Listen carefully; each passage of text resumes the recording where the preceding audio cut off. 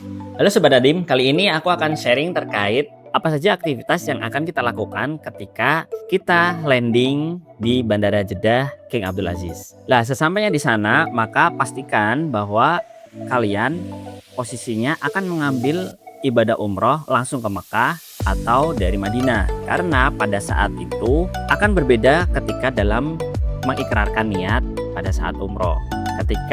Jika memang kondisinya langsung menuju Mekah, maka mikot diambil berada di atas pesawat dan pastikan kalian sudah mengenakan pakaian ihram secara sempurna dan berniat untuk melaksanakan ibadah umroh. Kemudian setelah itu, selepas landing maka kita persiapkan untuk mengambil barang-barang yang ada di dalam bagasi.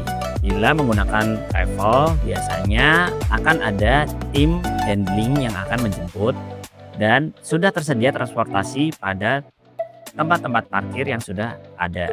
Cukup jamaah jalan saja menuju ke mobil tersebut atau menuju ke bus dari yang sudah disediakan oleh travel. Berbeda dengan jamaah yang melaksanakan ibadah umroh dengan cara mandiri, maka dia harus mencari transportasi tersendiri menuju ke Mekah untuk pelaksanaan ibadah umroh. Perjalanan ibadah umroh dari mulai Jeddah ke Mekah memakan waktu kurang lebih 2 hingga 3 jam. Selepas sampai di kota Mekah, biasanya jamaah akan diarahkan ke penginapan terlebih dahulu untuk melepas lelah sebentar. Baru selanjutnya akan melaksanakan ibadah umroh. Kurang lebih untuk pelaksanaan ibadah umroh 2 hingga 3 jam. Setelah sampai di penginapan, maka jamaah umroh dipersilahkan untuk beristirahat sebentar. Kemudian pada istirahat ini biasanya memakan waktu kurang lebih setengah jam hingga 1 jam untuk melepas lelah selama perjalanan. Kemudian biasanya tim mutawif atau tour leader akan mengumumkan jam berapa untuk kumpul baik di lobi maupun di titik pertemuan menuju ke Masjidil Haram. Setelah itu, maka jamaah setelah kumpul dan mulai bergerak menuju masuk ke dalam masjid dan memulai ibadah umroh pada saat itu.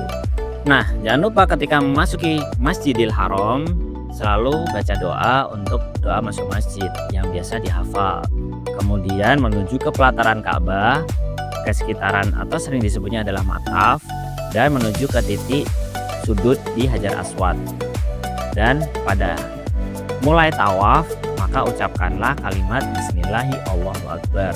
Usahakan posisi tersebut kita berada sejajar dengan Hajar Aswad. Sunnah yang diajarkan oleh Rasulullah adalah ketika setiap kali melewati Hajar Aswad, maka jika bisa kita mencium Hajar Aswad di tiap putarannya. Akan tetapi di kondisi sekarang tidak memungkinkan, sehingga cukup memberikan isyarat dengan mengangkat tangan dan mengucapkan Bismillahirrahmanirrahim. Maka mulailah ibadah tawaf pada saat itu. Dari putaran pertama sampai menuju ke rukun Yamani, antara rukun Yamani dengan rukun Hajar Aswad, maka kita berdoa dengan doa Rabbana atina fid dunya hasanah wa fil akhirati hasanah wa qina adzabannar. Dan ketika tawaf tidak ada bacaan-bacaan khusus yang benar-benar harus dibaca. Semuanya bebas, terserah jamaah. Hanya beberapa buku-buku yang sudah ada, buku doa, buku zikir, atau buku tawaf yang sudah tersebar atau dijual dimanapun, itu sebagai rekomendasi bacaan doa yang akan kita baca ketika tawaf. Tidak mewajibkan harus membaca doa tersebut pada putaran sekian, pada urutan sekian.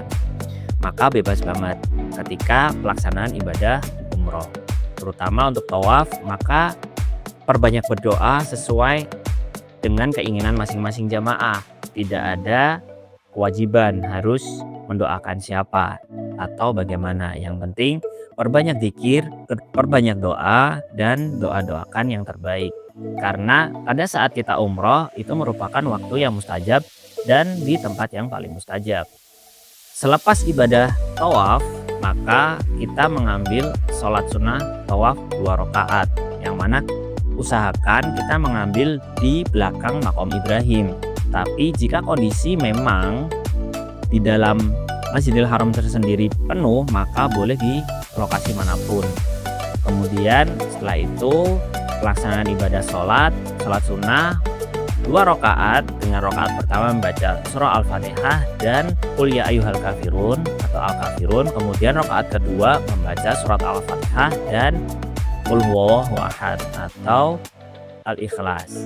Setelah pelaksanaan ibadah sholat sunnah 2 rakaat setelah tawaf, maka disunahkan untuk jamaah meminum air zam-zam. Tapi ketika di kondisi di bulan Ramadan atau di kondisi puasa, maka keran-keran zam-zam tersebut akan ditutup. Jadi tidak memungkinkan kita untuk meminum air zam-zam. Tapi di luar bulan Ramadan biasanya keran-keran zam-zam dan gentong-gentong zam-zam terisi air zam-zam penuh. Setelah pelaksanaan ibadah sholat, maka disunahkan untuk jamaah meminum air zam-zam sembari berdoa dan mengusap air tersebut di kepala kita. Lanjut, setelah pelaksanaan ibadah sholat sunnah 2 rakaat, kemudian meminum air zam-zam, maka bergeraklah menuju ke Bukit Safa untuk pelaksanaan ibadah sa'i. Dan di situ kita cukup menyebutkan inna safa wal marwata min syairillah nabda'u bima bada'allahu bih. Kemudian kita berzikir, yang mana zikir-zikir yang sudah diajarkan oleh Rasulullah ketika berada di atas Bukit Safa, dan kita menghadap ke Ka'bah atau ke arah kiblat untuk kita berdoa di sela-sela zikir tersebut. Setelah selesai, maka kita mulai berjalan menuju ke Bukit Marwa. Dan di antara Bukit Safa dan Marwa ada tanda atau indikator lampu warna hijau. Nah, di saat di lampu warna hijau tersebut, maka jamaah disunahkan untuk melaksanakan ibadah rommel, yaitu lari-lari kecil. Tapi ini khusus untuk laki-laki, bukan untuk perempuan. Dan kemudian berzikir dengan zikir-zikir yang sudah diajarkan. Setelah itu menuju ke Bukit Marwa, jamaah membaca zikir yang sama seperti di atas Bukit Safa. Kemudian berdoa di sela-selanya. Setelah itu maka putaran sa'i itu terhitung 1. Dari Safa ke Marwa itu putaran pertama, kemudian Marwa ke Safa putaran kedua, dan seterusnya hingga putaran ke-7 yang terakhir berada di Marwa. Selepasnya maka jamaah boleh meninggalkan area Marwa dan menuju untuk bertahalul karena sudah selesai rangkaian ibadah umroh.